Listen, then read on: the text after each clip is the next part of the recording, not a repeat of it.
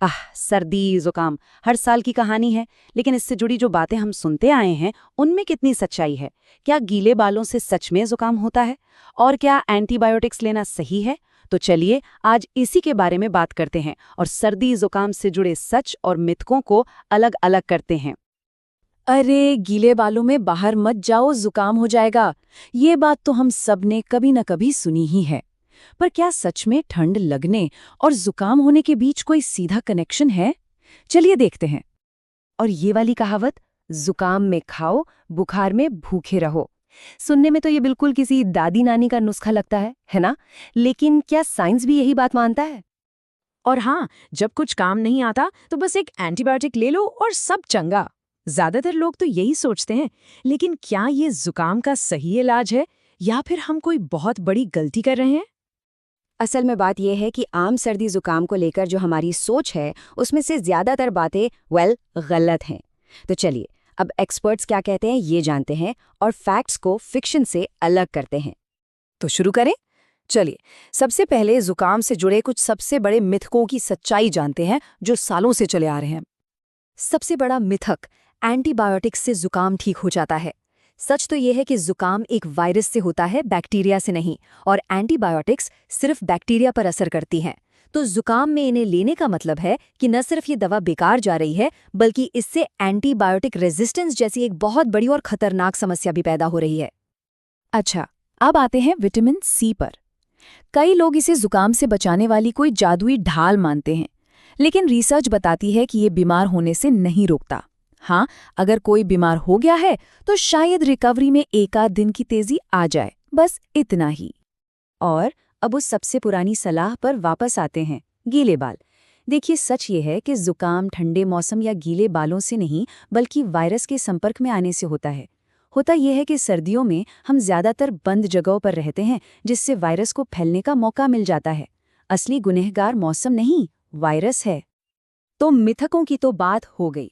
अब जुकाम के सबसे परेशान करने वाले लक्षण यानी कि खांसी को समझते हैं। और इसे समझने के लिए बस एक सवाल पूछना जरूरी है। सवाल ये है, खांसी सूखी है या बलगम वाली? ये सुनने में बहुत मामूली सा सवाल लगता है ना? पर सही इलाज की चाबी इसी में छिपी है, क्योंकि दोनों तरह की खांसी का इलाज बिल्कुल अलग होता है। देखिए, दोनों में फर्क है। सूखी खांसी में गले में सिर्फ एक खराश या जलन सी होती है, वहीं बलगम वाली खांसी, जिसे प्रोडक्टिव कफ भी कहते हैं, उसमें शरीर फेफड़ों में जमा बलगम को बाहर निकालता है ताकि इन्फेक्शन साफ हो सके। तो अब जब खांसी का प्रकार पता चल गया है, तो चलिए देखते हैं कि मेडिसिन कैबिनेट में इसके लिए सही दवा कौन सी होनी चाहिए। अगर खांसी सूखी है, ऐसी कि बस परेशान करके रख दिया है, नींद भी नहीं आ रही, तो काम आएगा एक कफ सप्रेसेंट। ये सीधे दिमाग को खांसी का सिग्नल भेजने से रोकता है। तो दवा खरीदते समय उसके लेबल पर डेक्स्ट्रोमेथॉर्फिन ये नाम जरूर देख लें।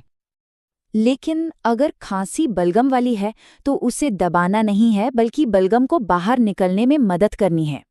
और यहाँ काम आता है एक्सपेक्टोरेंट।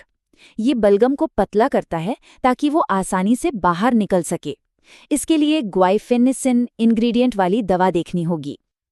तो इसे याद रखना बहुत आसान है। सूखी खांसी के लिए डेक्स्ट्रोमेथॉर्फिन और बलगम वाली खांसी के लिए ग्वाइफेनिसिन। बस ये दो नाम याद रखने से हमेशा सही दवा चुनने में मदद मिलेगी। अच्छा, दवाओं की बात तो हो गई, लेकिन हमारी रसोई में भी कुछ ऐसे आजमाए हुए घरेलू नुस्खे छिपे हैं जो जुकाम के लक्षणों में काफी आराम दे सकते हैं। जैसे कि खूब सारे लिक्विड्स पीना, खासकर गर्म चीजें, ताकि बलगम पतला हो। हवा में नमी के लिए ह्यूमिडिफायर का इस्तेमाल करना अच्छा रहता है।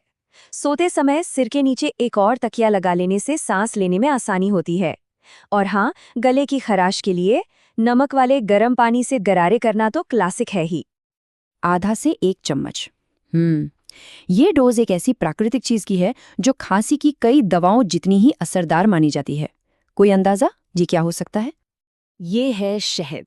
जी हाँ, मेयो क्लिनिक के अनुसार कई स्टडीज में पाया गया है कि शहद खांसी को शांत करने में उतना ही असरदार है जितना कि डाइफेनहाइड्रामाइन, जो कई कफ सिरप में पाए जाने वाला एक आम इंग्रेडिएंट है। लेकिन यहाँ पर एक बहुत जरूरी चेतावनी भी है। शिशु बोटुलिज्म के खतरे के कारण 1 साल से कम उम्र के बच्चों को शहद कभी भी भूल कर भी नहीं देना चाहिए। ये बहुत सीरियस हो सकता है। अब बात करते हैं भाप लेने की। कई लोग इसे फायदेमंद मानते हैं, लेकिन इसके असर के कोई पक्के वैज्ञानिक सबूत नहीं हैं। दूसरी तरफ गर्म पानी से जलने का खतरा बहुत ज्यादा है, खासकर बच्चों के लिए। इसलिए इस उपाय से दूर रहना ही समझदारी है। तो हमने इलाज और घरेलू उपचारों के बारे में जान लिया, लेकिन जुकाम की सबसे अच्छी दवा क्या है पता है? वो है रोकथाम, यानी कि प्रिवेंशन। क्योंकि बीमार होने के बाद इलाज ढूंढने से कहीं बेहतर है कि बीमारी ना पड़े, है ना? और इसके लिए ये 5 कदम सबसे जरूरी हैं। पहला, बार बार हाथ धोना। दूसरा, जो सतहें बार बार छुई जाती हैं उन्हें साफ रखना। तीसरा, खूब पानी पीते रहना। चौथा, पूरी नींद लेना। और 5वां, बीमार लोगों से थोड़ी दूरी बनाए रखना। तो अगली बार जब जुकाम का मौसम आए तो ये बात याद रखिएगा कि सबसे शक्तिशाली उपाय किसी बोतल में नहीं मिलता, वो हमारे अपने हाथों में है।